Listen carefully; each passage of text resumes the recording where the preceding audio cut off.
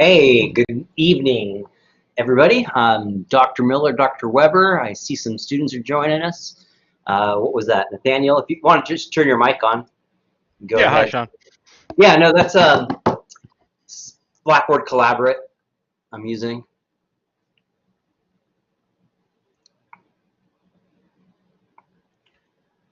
Now we'll get No, I started. meant the screen share you had. Is that Google Classroom? The Oh, screen this, share you had up at the this, Frontiers and Cowpuncher? Yeah. yeah, this is Google Slides, or not Oh, okay. Slides, Google Sites. Oh, okay. It's so you can create basically websites through Oh, a Google app okay. that you can find in Google Drive.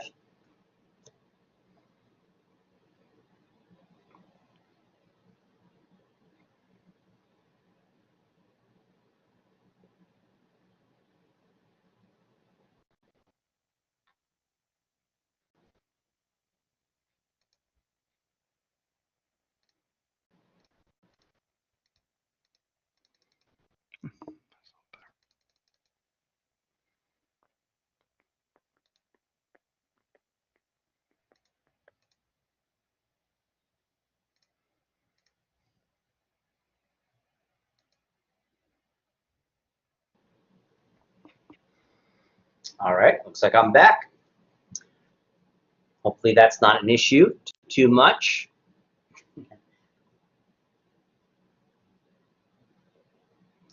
All right, we'll give it about 1 more minute, see if more students are able to join us. I'll be recording this, so it'll be posted a little bit later on.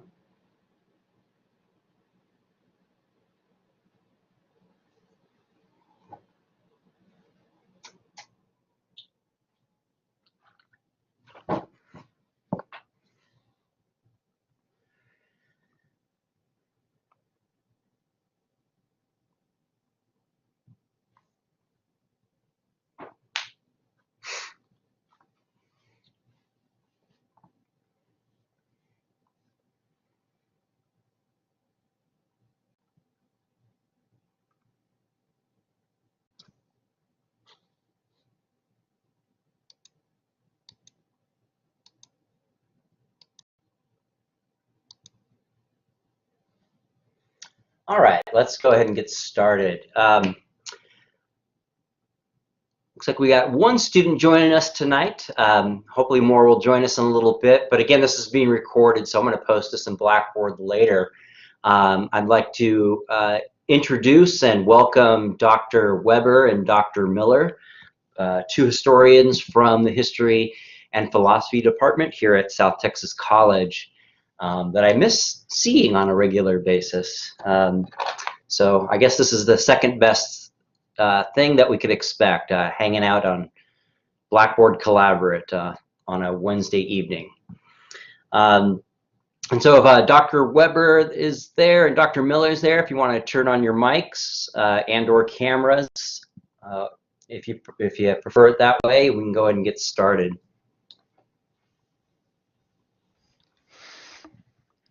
I'm afraid to leave my mic on due to squealing child in the background, but I will put my camera on. Okay, excellent. Yeah. I too will likely have squealing child in the background, but that's just too bad. Okay.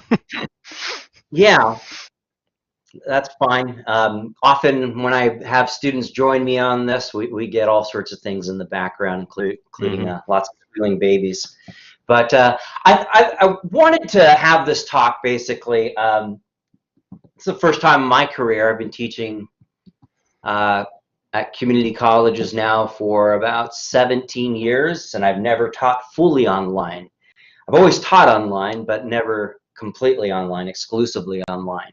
And one of the things that strikes me that's lost in online that I sort of noticed before, but given the fact that I'm not in the classroom at all, is the nuance and the emphasis of a lot of what's going on in U.S. history. And I think there's quite a few topics that we could, nuance and details are lost. But when it comes to the West, I can't think of any other topic where translating it online is incredibly difficult, because the West isn't just a series of facts with a series of individuals, and you mark it up on a multiple choice quiz and then you know it. The West is integral to, I think, to American culture and to American identity, and that's something that I wanted to at least explore tonight, is how the West contributes to identity, American identity, and why that's important, and why that's problematic. To address briefly why it's important, national identity is always important, and what I mean by that is cohesion, where when we say we're Americans, we have a sense of what that means, and it's a challenge for any nation state to have cohesion consistently, but it's particularly challenging in the United States for a variety of reasons. The geography is huge. It's 2,000 miles across from east to west. I don't know how many square miles it might be. Regions are different. We've got east, west, north, south. It's incredibly diverse. There are all sorts of backgrounds, and so the capturing of the identity has always been a challenge. Going back to the founding of the country, for my students in my U.S. History 1 class, 1301, we're right now studying Alexander Hamilton's fiscal policies. And besides trying to get the American economy off the ground, Alexander Hamilton was also very concerned about trying to capture some sort of identity, American nationalism, to some extent, as he would put it. He would consider himself probably the first and foremost American nationalist. And the way he was going to try to do it was to get wealthy people, powerful people, invested financially into the American government. But I just bring that up because it goes back to the founding of the country, of even back then with the 13 original states, of how big it was, and more or less homogenous as far as those that were running the show. They still found it challenging. It's no surprise, I don't think today, that the strains of cohesion in American culture, politics, and society are being felt quite a bit. You know, with today's current political climate, the pandemic, and all that's being kind of laid at our feet in recent years. And I bring that up because when we think about the West, a lot of what we know of the West or understand of the West, just as everyday normal Americans, non-historians, is really a product of artists, writers, painters, using the West as a way of trying to capture identity. For better or worse, a lot of what we are left with in the collective imagination has to do with a few individuals who were very successful as writers and painters, depicting the West as the West was, as they would have described it, was closing. As Frederick Turner would have described, by 1890, the West was closed. And so briefly, I just want to introduce to students and to this talk here that probably the person most responsible for our understanding of the West, and probably the most popular image of the West, the cowboy, is this individual right here on the bike. Right, this is Owen Wister, who wrote a very famous book that I don't think is well known anymore, but it's The Virginian. But the offspring of Wister's depiction of the cowboy within The Virginian is very much with us and very much understood, I think, by a lot of Americans today. Wister This is a picture of him, obviously, when he's a child. He is as a grown man. Here he is being as much of a cowboy as he could have been in Wyoming.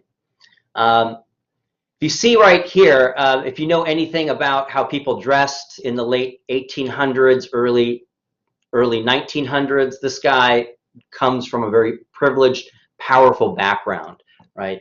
Definitely, you can see this in his picture as a child, and the way he was dressed. And that's important to understand when you're learning about Owen Wister and the book, The Virginian, because a lot of that came out of a collective angst for people in his class. He, I believe in 1885, had what could be described as a complete nervous breakdown. He basically lost his mind for a year. And that wasn't uncommon for people in his class. And this would have been wealthy, politically connected, usually living in New England in the East. And the reason why he had this nervous breakdown, he describes it in writings, is that he just felt that he had no direction in life, that everything was laid out for him, that his life of privilege that offered him whatever he really wanted in life really didn't give him this strong sense of who he was as an individual, and probably more importantly, who he was as a man living in the late 1800s as an American man. And there was I forget what they called it, if Dr. Miller and Dr. Weber know of the quote-unquote mental illness that doctors actually would diagnose. Neurasthenia. What was that again, Dr. Miller? Neurasthenia. Neurasthenia, right? And that I'll basically, spell it out here. okay, thanks. And neurasthenia, that would probably be basically depression, clinical depression. They use the same thing. Melancholy, yeah. Right. British psychiatrists were still using the same term in World War I when they were trying to diagnose shell shock. Yeah, so that yeah.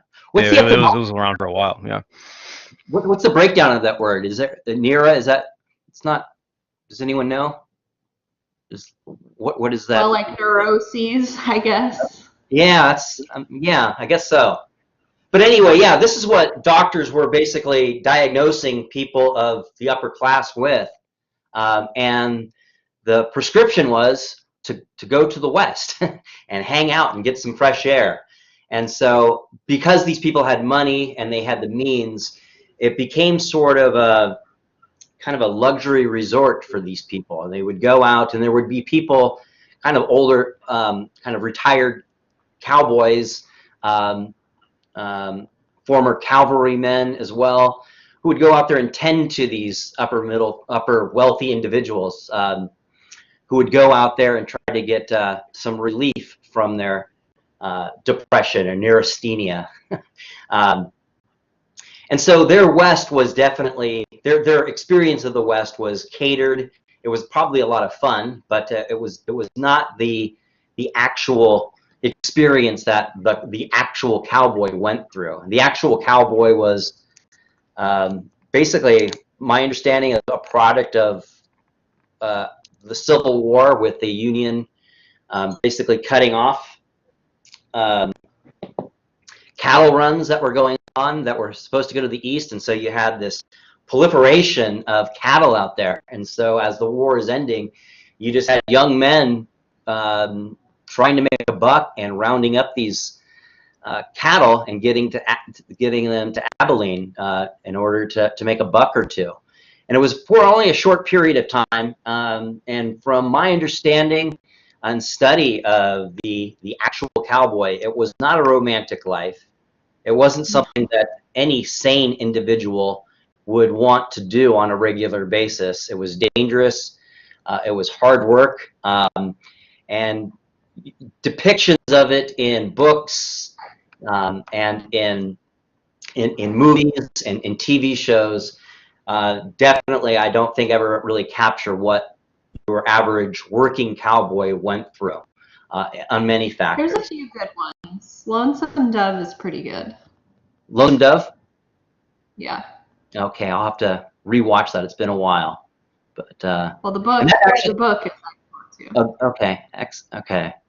But yeah, I just wanted to open up the conversation, and Dr. Miller, Dr. Weber, please come on in. But I wanted just to explore just how the West is really an attempt to capture some sort of national cohesion, some sort of national identity, and maybe we can just start it off by seeing what's problematic about that, and seeing the West and the images of the West that came originally from Worcester or from Friedrich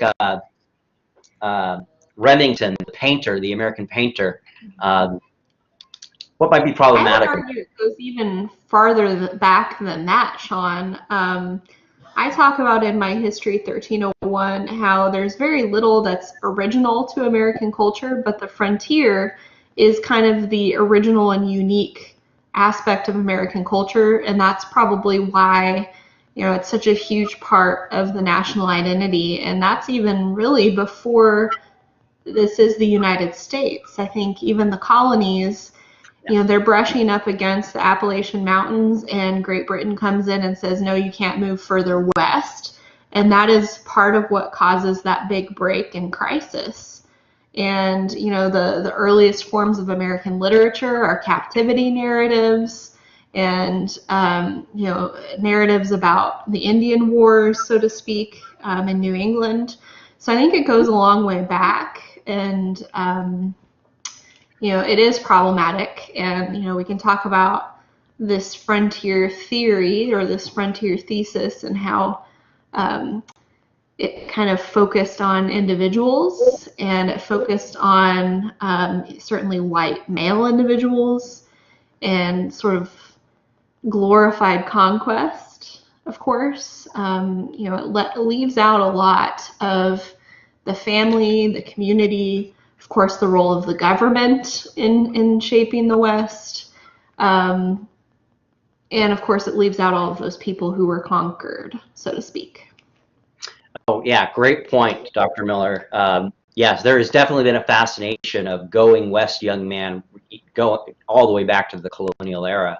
And I think a lot of the romantic images of the West are definitely being fed by the long history of that phenomena.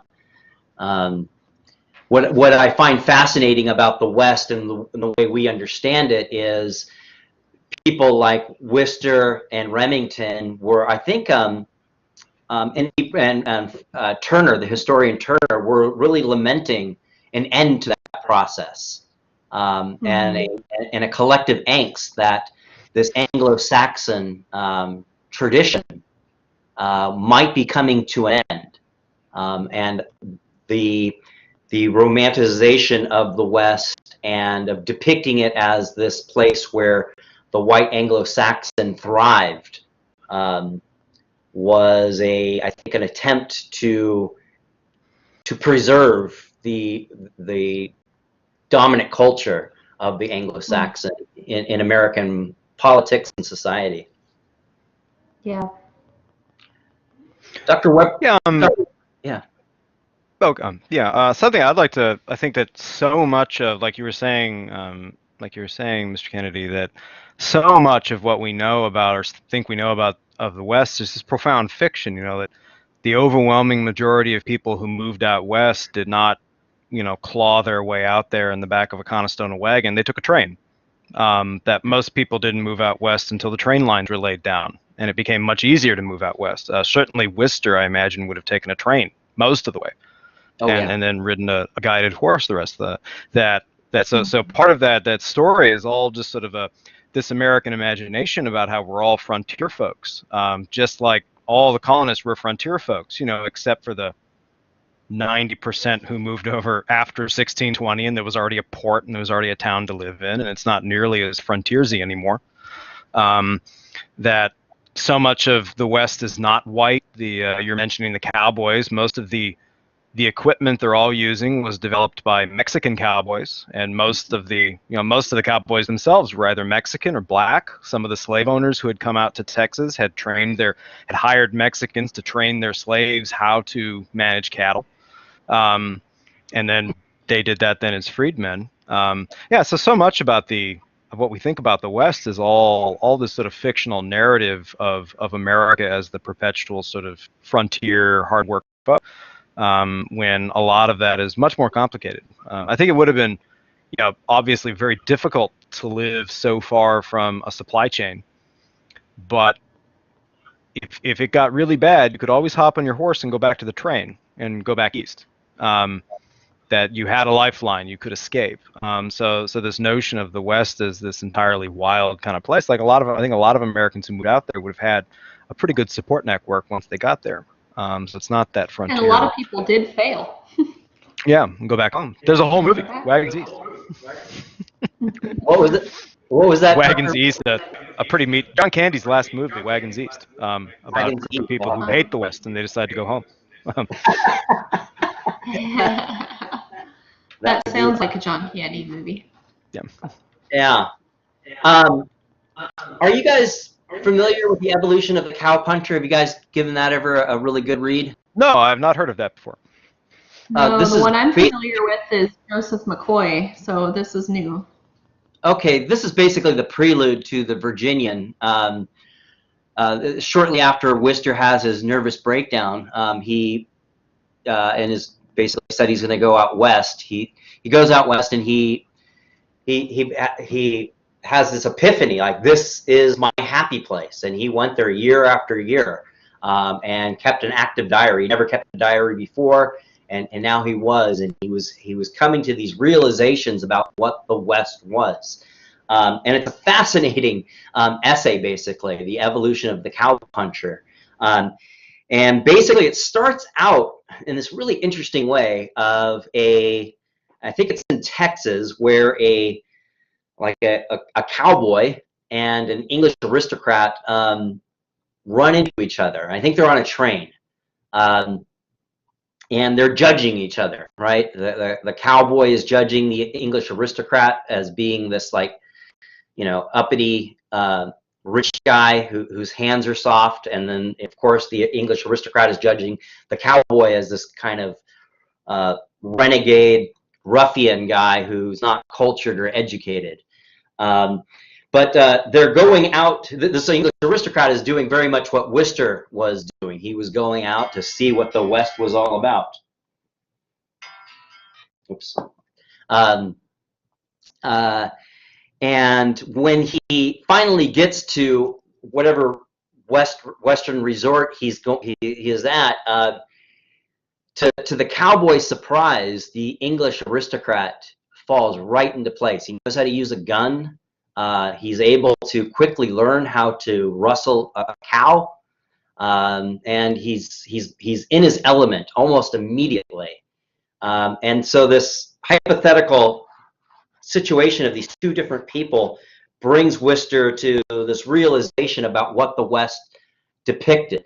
And this is sort of a long passage, but it really explains what's problematic about understanding the West and the romantic depiction of the West in books and movies and in TV shows as indicative of the American identity.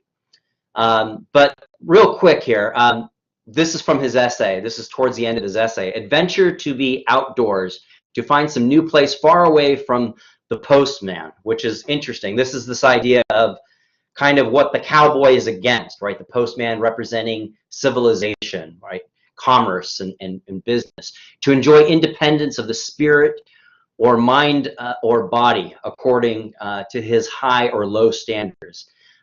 This is the cardinal surviving fittest instinct that makes the Saxon through the centuries conqueror, invader, navigator, buccaneer, explorer, colonist, tiger shooter, lifts him a pilgrim amongst the immortals at Plymouth Rock, dangles him a pirate from the gallows on the docks of Bristol, at all times when historic conditions or private stress have burst his domestic crust and let him fly out naturally. There he is on Darien's Peak, or through Magellan, or across Missouri, or up the Columbian, a Hawkins, a Boone, a Gray, or a nameless vagrant, the same Saxon, plowing the seas and carving the forest in every shape of man, from preacher to thief, and each shape changelessly untamed. As he has ruled the waves with his ship from that Viking time until yesterday at Samoa, when approaching death could extract no sound from him save American cheers and music, so upon land has the horse been his foster brother, his ally, his playfellow, from tournament at Camelot to the roundup at Abilene. The blood and sweat of his jousting and all the dirt and stains have faded in the long sunlight of tradition. And the chronicles of romance, we hear none of his curses or obscenities. The clash of his armor rings mellow and heroic down the ages into our modern ears. But his direct lineal offspring among our western mountains has no poet to connect him with his eternal, no distant to lead him enchantment through. He has fought single-handed with savages, and through skill and daring prevailed. Though he has made his nightly bed in thousands of miles of snow and loneliness, he has not and never will have the consecration of memory. I'll stop right there to see what your thoughts are, Dr. Weber, Dr. Miller, on those first two paragraphs of what the West means in connection to the Anglo-Saxon. Well, I find it interesting that he seems to find Saxon and British people to be distinct from each other.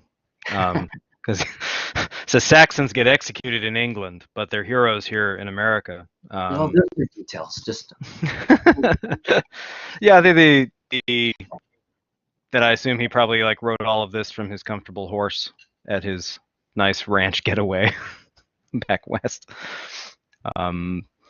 No, you hear a lot of the same. That sounds like something that Theodore Roosevelt might have written. And they were best friends. I'm sure they loved each other deeply. Yeah. Yeah, no, they were very close to each other. Interesting. Yeah, Dr. Miller, do you have any thoughts about this depiction of lineage? Basically, he's depicting basically the history of these people. This Saxon. Yeah, he's coming to terms that it's not just an American heritage, but it's kind of this broader Anglo-Saxon tradition of very violent tradition. Those professions that he's talking about is very violent. Yeah. Real quick, let me see. Do I have this? Where would that be? Dang it. The last Cavalier, where is that at? Dang it. It's down here. Sorry, I'm going through a... continue, Dr. Miller, though. There's another friend of his was Frederick Remington as well, and I'm looking up a very famous picture of his. Here's a picture of Frederick Remington. And while I'm looking for that, the other thing I wanted to add to this predicament is that this trying to isolate the identity of the American cowboy as this Anglo-Saxon white person who has this courageous heritage that goes all the way back to the medieval times of knights in shining armor. And basically, the scenery is different, but the quintessential Anglo-Saxon is the same. That angst isn't trying to depict, like, I think a lot of people might think, okay, he's just trying to say this country isn't for black people. that angst was coming from recent immigration, mainly from Eastern Europeans. And so on top of the West basically becoming civilized and conquered, and this outlet for the West being dissolved, that anxiety is being expressed by Worcester in a lot of his writings and Remington in his paintings. But they're also worried about these new people coming in, and these Catholics and Jews and these people who weren't part of the dominant culture of the white Anglo-Saxon Protestant. And this big fear that America, that culturally, politically, and socially, was on the verge of being changed unrecognizably from people like Worcester's class. And to give a sense of how that was expressed by this very, very successful artist right here, Frederick Remington, I've got some Winchesters, and when the massacring begins, which you speak of, I can get my share of them. And what's more, I will. Jews, Indians, Chinamen, Italians, Huns, the rubbish of the earth. Hate. I don't know what it is about painters, but some of them have a lot in their hearts.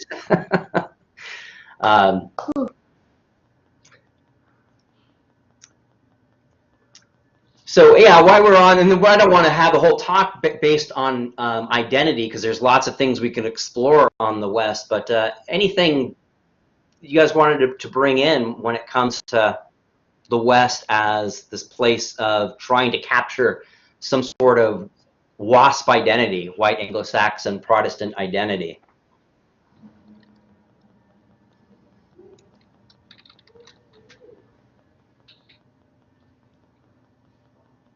I didn't want to interrupt, Jackie. I'm always worried about a lag, that right when I talk, someone else will have started talking a second ago. Okay. I think one of the things about the Anglo-Saxon Protestants moving out west is that they see it all in this profoundly sort of military, masculine sort of sense. I mean, the word they choose the word they often used back then to describe what they're doing, that they're pioneers. I think we've come in the 21st century to think of pioneer as, you know, captain of industry, the first person on the moon is a pioneer, but pioneer has a military meaning too. And the military meaning of pioneer are the engineers who move ahead of your army, and they blow up obstacles, and they clear landmines, and they repair bridges. They prepare the terrain for the army behind to be able to continue marching quickly. And so they think of themselves as these pioneers who are basically taming this wilderness first so that good Saxon civilization can follow it. And a lot of, like what Remington's saying there, all the folks he would be happy to kill with his Winchester, for a lot of the West, that's going to be human terrain that they're going to clear out of the way for the oncoming white settlers. They're fighting the Native Americans. They're in one form or another fighting against Mexicans. If they're not using legal means to steal land, they're using illegal means to steal land with Texas Rangers and other forms of abuse. So definitely a form here of this idea is this really militarized, heroic amateur soldier sort of notion that the Americans have. Yeah, that's a really good connection of the word pioneer, because yeah, absolutely. You know, when I teach the West, I do it probably in a lot of ways. Professors and instructors do at college, is basically depict the distinction between Frederick Turner's depiction of the West and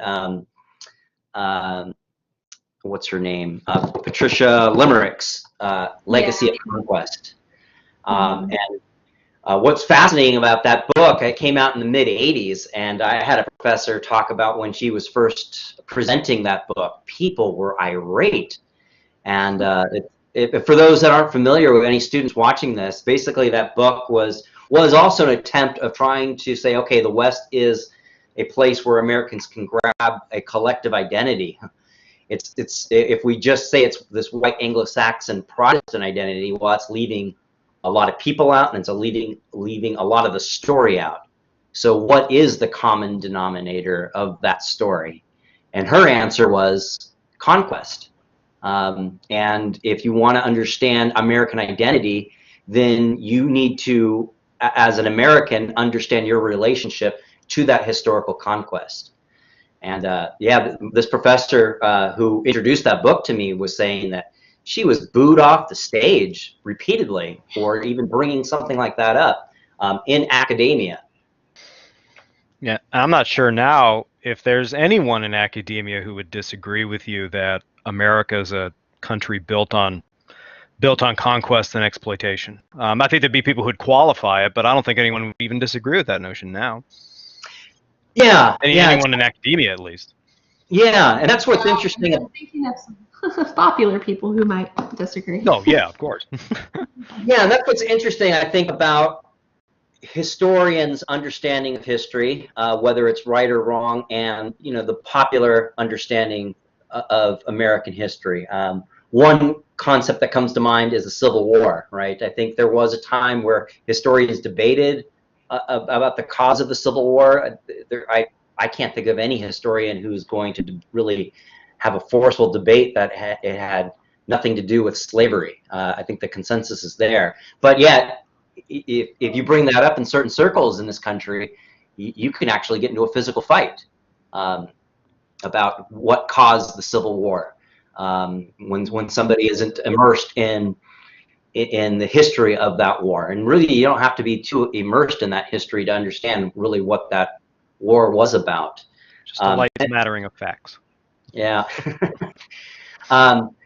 And so too, I think, yeah, the West is something that I think there's still lots of vestiges of the West. I'm sure we're fighting against a very powerful popular culture of the West still. And I think it's only very recently that, for example, the film industry has started to push back on those images, like, all of the John Wayne classic films versus something very recent like The Revenant.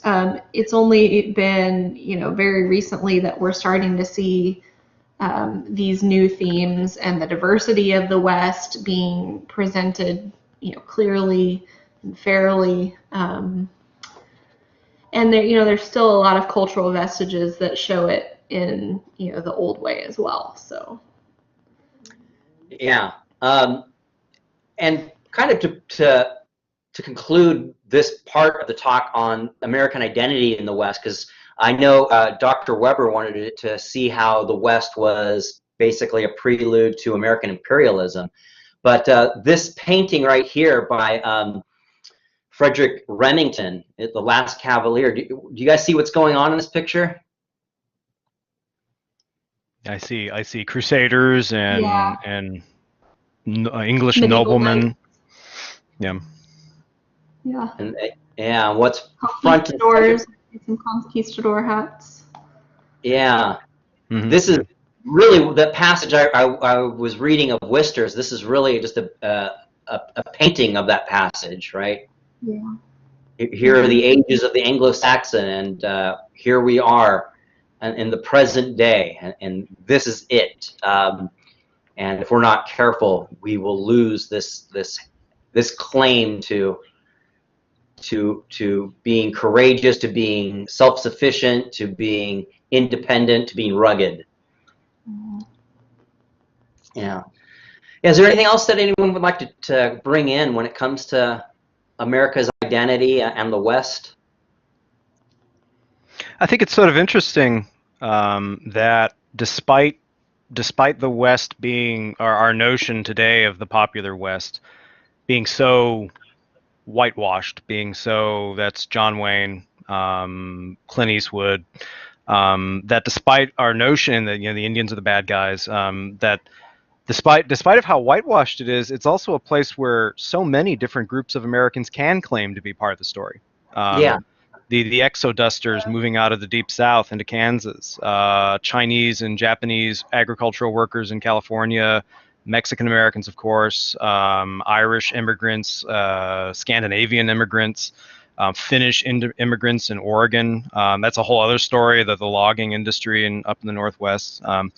Yeah, so I think it's interesting that if our society would put some more effort into it, the West could become a shared cultural memory, which then we can all kind of share together with this massive sort of this massive original American sin against the Native Americans. We could all sort of work on that together. But no, I think it's something that's the entire culture, not just a part of it.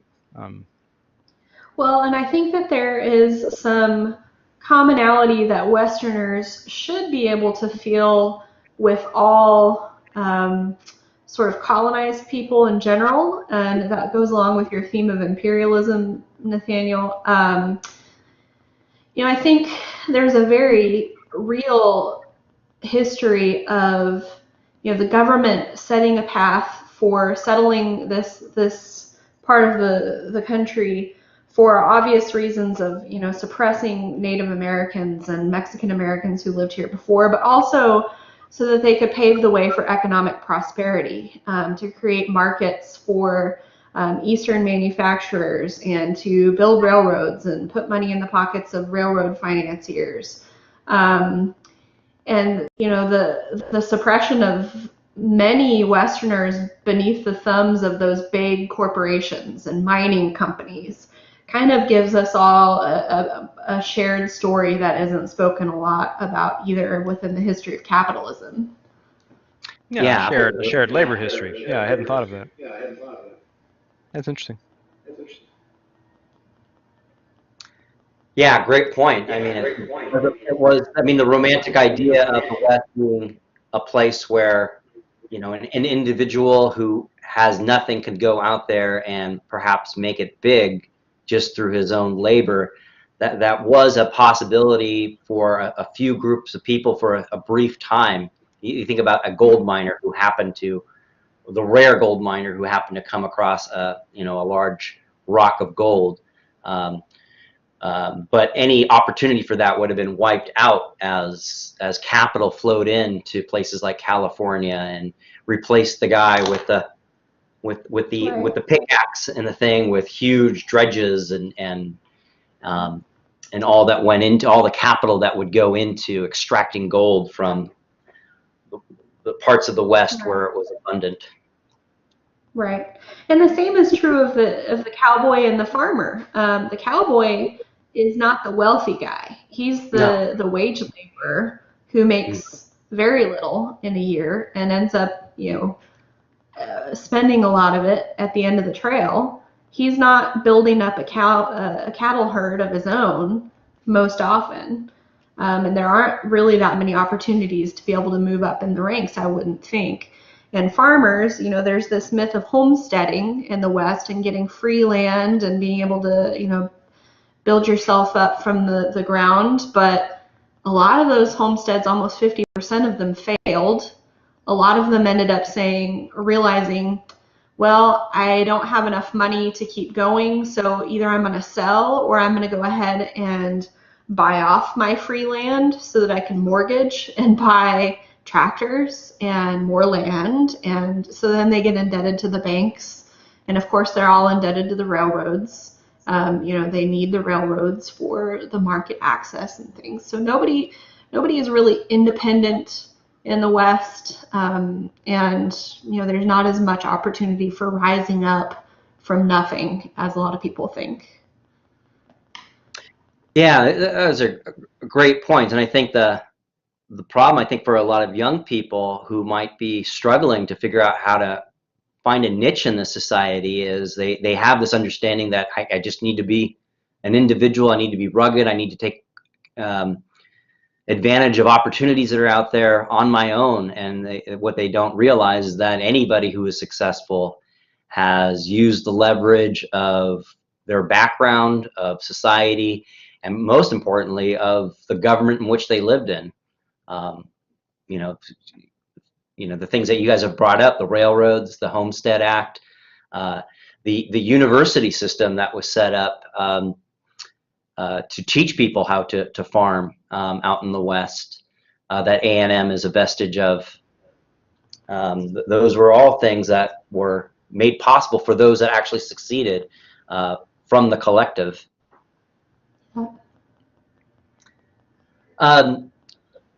Yeah, is there any other avenues of the West, either Dr. Weber or Dr. Miller, that you want to explore besides American identity?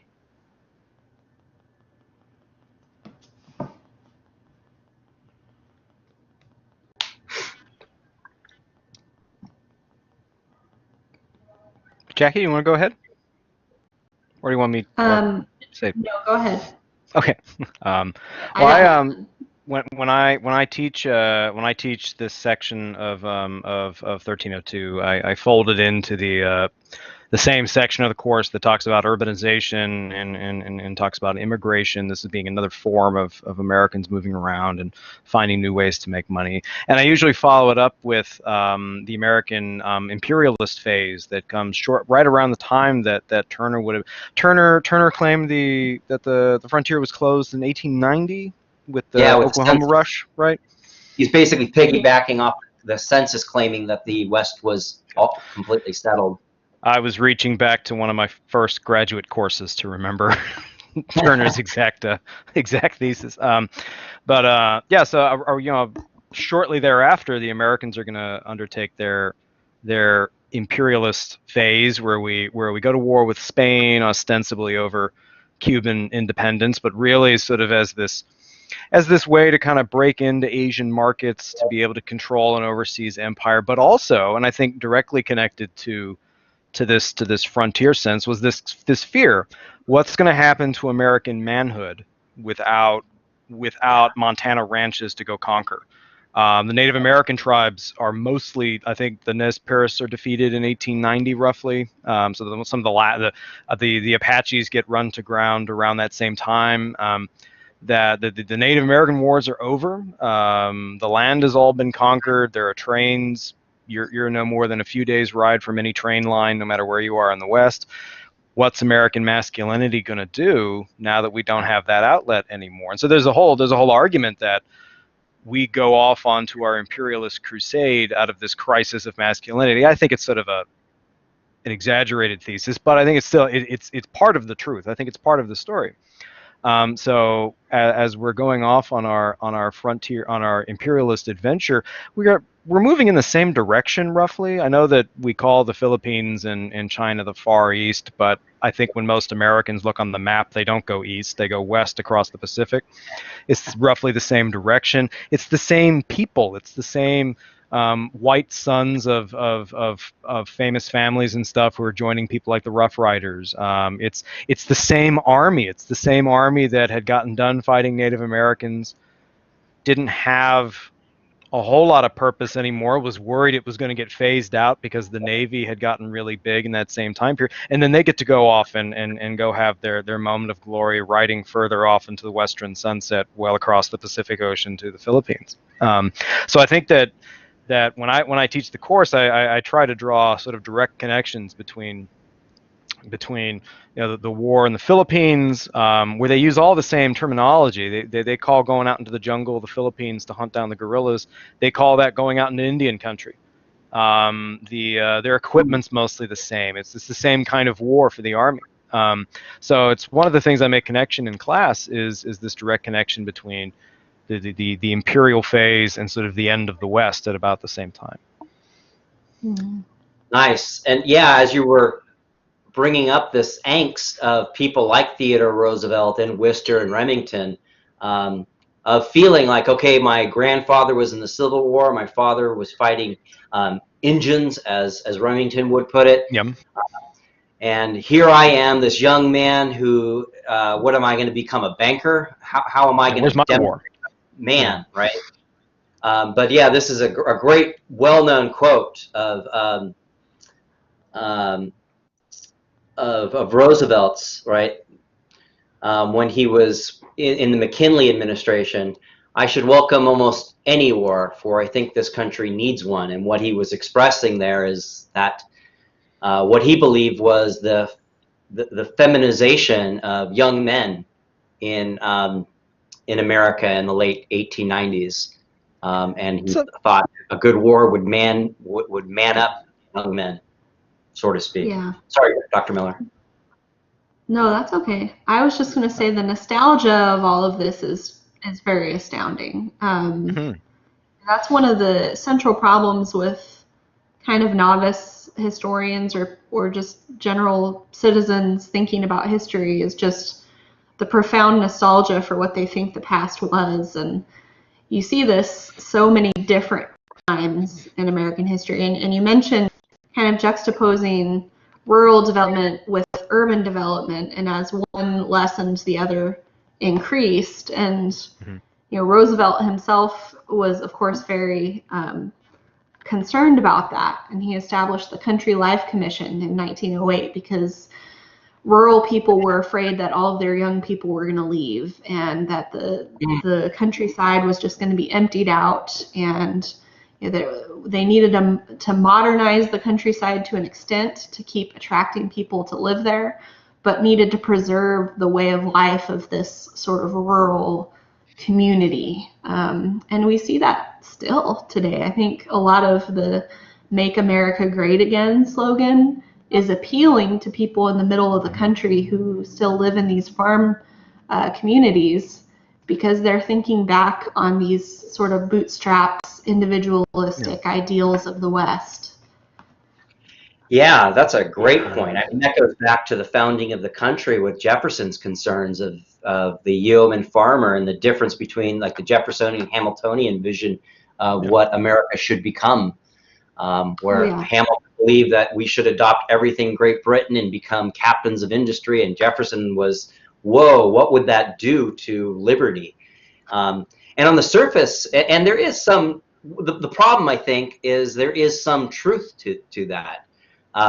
That is worth conversations. It's just the problem is that anxiety is often politicized by people with very powerful interests that aren't forthcoming to people that might be find it appealing. This idea that the rural America is vanishing, and we will all become corrupt and under the thumb of capital, and we will lose our sense of independence and liberty as a result.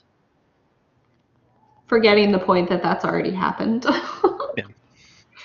It happened since the beginning. And it's an important conversation to have, because I think, you know, today mental illness, as I shared with our department yesterday, I had a student kind of reach out to me and basically give me a farewell letter. It was very disturbing, very emotional.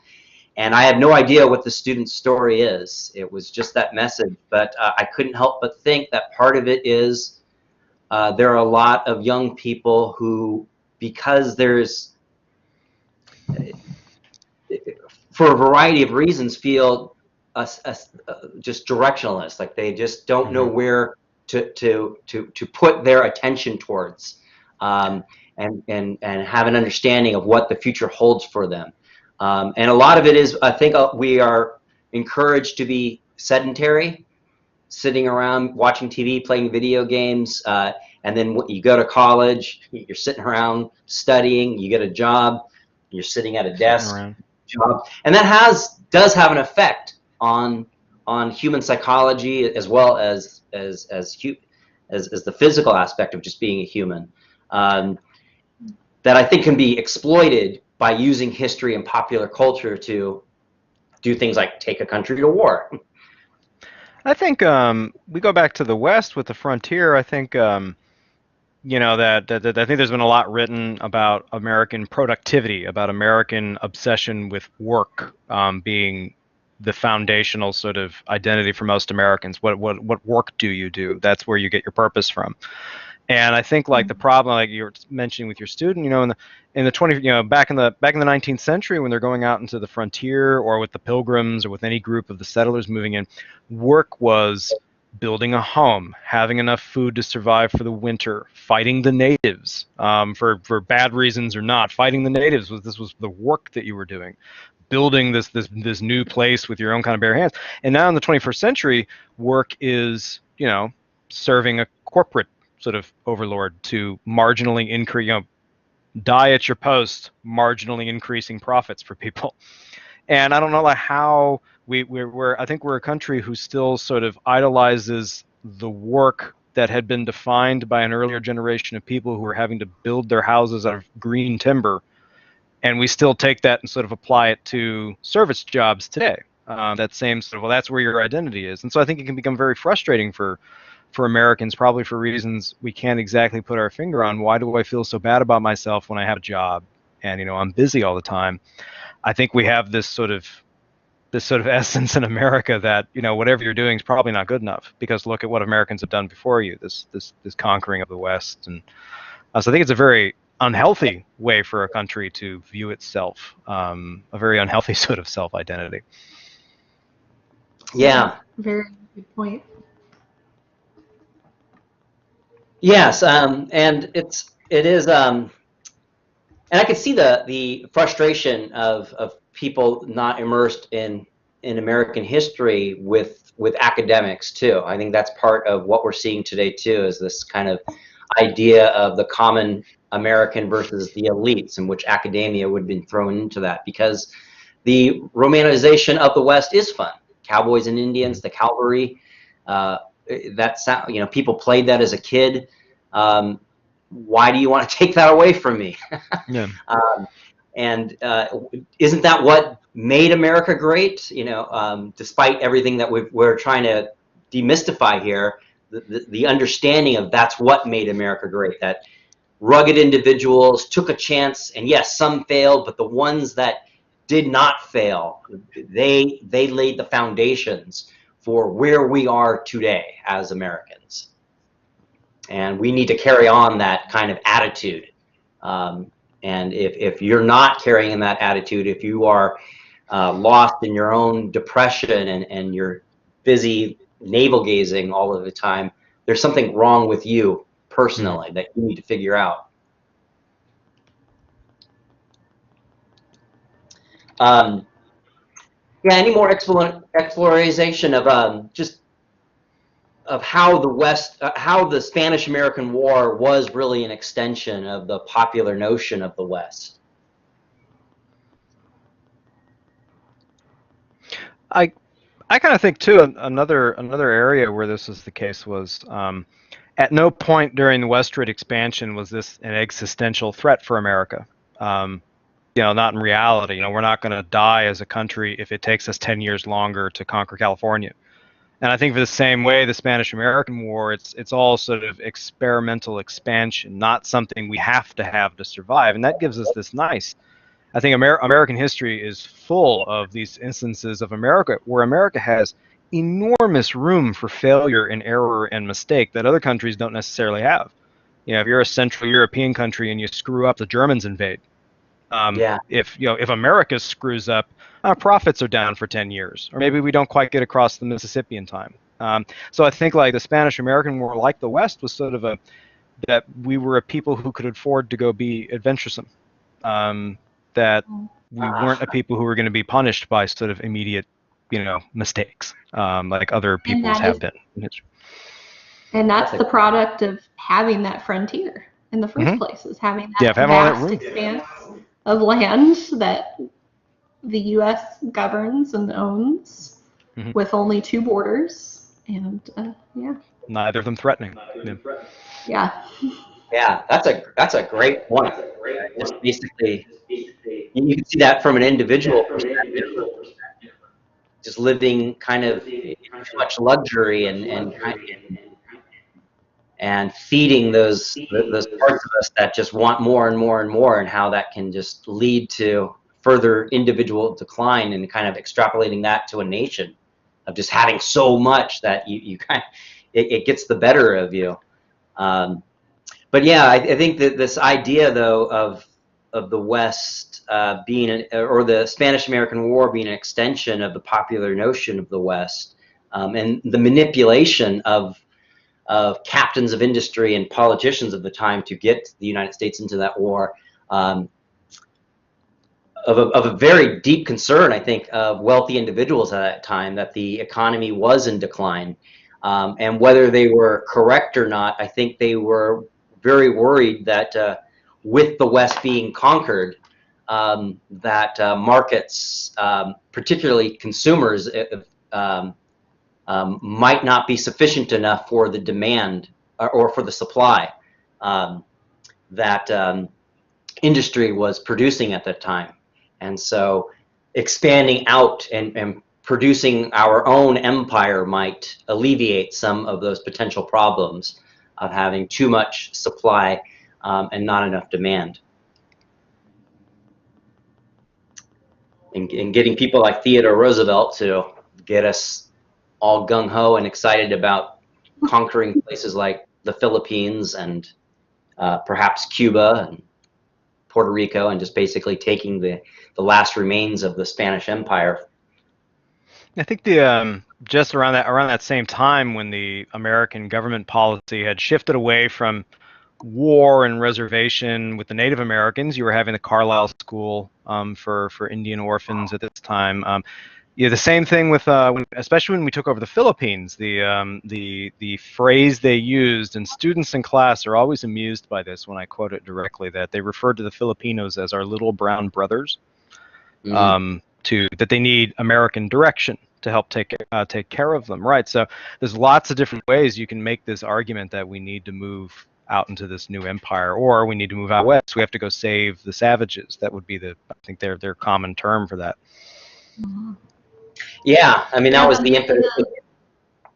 Go ahead. Go on, Dr. Miller, sorry. I didn't mean to interrupt you. Yeah, the justification, I think one thing we have not mentioned here is probably the very obvious one, manifest destiny, and the connection of that to our so-called democracy and our Christianity as a nation. And that is used similarly in the West, as you say, Nathaniel, with the reservation practices, and of course the missions to Native Americans, and then the education of Native Americans within the boarding schools, and then also with the colonized peoples that we encounter in our imperialism. Yeah, absolutely. I mean, manifest destiny is all wrapped up in this. And mentioning the Carlisle School, which was basically came out of that group from New England called Friends of the Indian. Their mantra, or their mission was, and this ties right into what you guys are both saying, is what was it? Kill the Indian, save the man. Yep.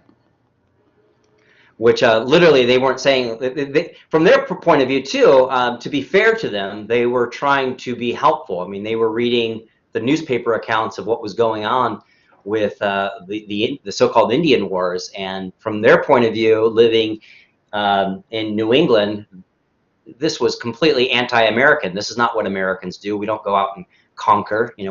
Americans have always had a troubled relationship with the idea of liberty, or not liberty, of empire.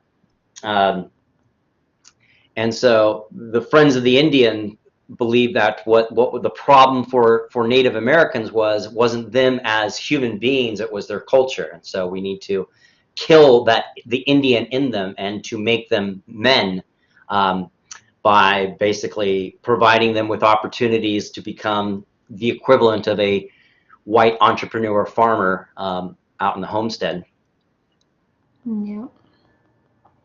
And of course, that's not unique to the Americans either. I was just kind of thinking about your description of making the Indians, as they're called then, men. And I was thinking of the California mission system and the classification by the Spaniards of the natives as gente sin razón, or people without reason, and how the process of educating them and turning them into Christian farmers made them gente con razón, or people with reason. Whoa. Now, just a thought crossed my mind. Is the difference between what leadership in the United States historically has done versus what other nation states and empires have done to other people? Because obviously America isn't unique in its brutality towards other people, and patronizing other people, and dehumanizing other people. But there does seem to be a unique element of shame in the enterprise of empire. in American culture. Going back again to the beginning, I mean, one of the first presidents to use the word empire was Jefferson, but he tried to paint it in a rosy depiction of the Louisiana Purchase would give us a liberty of empire. Right, this would not be an empire like Great Britain's. This would be an empire where men could go out and live free and independent lives. And his whole thesis was, if you're able to be a subsistent farmer, a yeoman farmer, you won't have to rely on the cash economy and have to work for somebody. And in doing so, you will always have the claim of being a free person. So they're just, I guess. No, go on. And there was a path for bringing those new parts of the continent into the nation as well, which was a way they tried to distinguish as well. But yeah, shame, that's a really good point. Yeah. Shame of empire. Yeah, if there is there always a tendency though for people of power to try to paint empire as a positive attribute for being an empire or a nation or a kingdom? Well, I think like in South Africa, the British before the Boer War, when they essentially formally took over South Africa, I mean they painted it in terms of that the white man who lived in South Africa, be he British or Dutch, he should be of one group, of a single union, and so that was part of the British reasoning when they took over South Africa. So I mean that was a pretty positive view of empire. But that's old hands at it, the British, not the United States, who have this very sort of embarrassed approach. That I mean we how many parliamentary sort of hat tricks or magic tricks do we try to perform to show that we are not conquering Cuba? We have to be completely clear about this. We're not conquering Cuba during the Spanish-American War, when we clearly are. And the way that we refer to our territories of Puerto Rico and our sort of tutelage of the Philippines. Yeah, so I think that's an interesting aspect of American sort of foreign policy, sort of an embarrassed approach to power.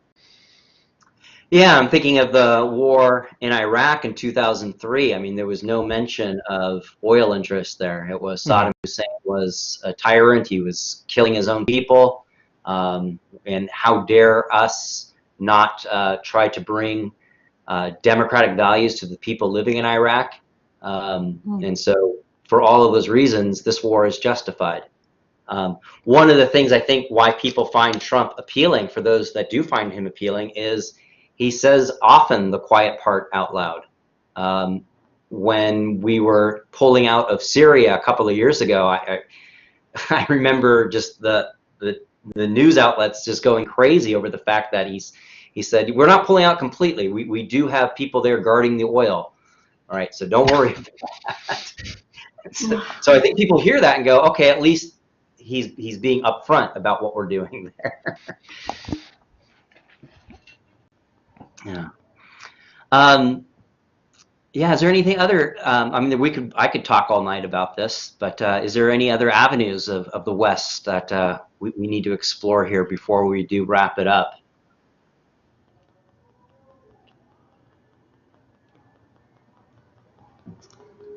I think this has been a really interesting and thought-provoking conversation, and I appreciate hearing from the two of you since it's been a while since the back-to-school seminars, and even since face-to-face classes, and the chance to talk about this is really useful. So I am going to want to use the Cowpuncher as a reading now for my students. Oh, it's a fun read too. Yeah, it really brings home to what was going on in their minds. I'd like to repeat your sentiment, Dr. Miller. This is just when we do teach online, I think this is a great way of trying to, in a very limited way that we can,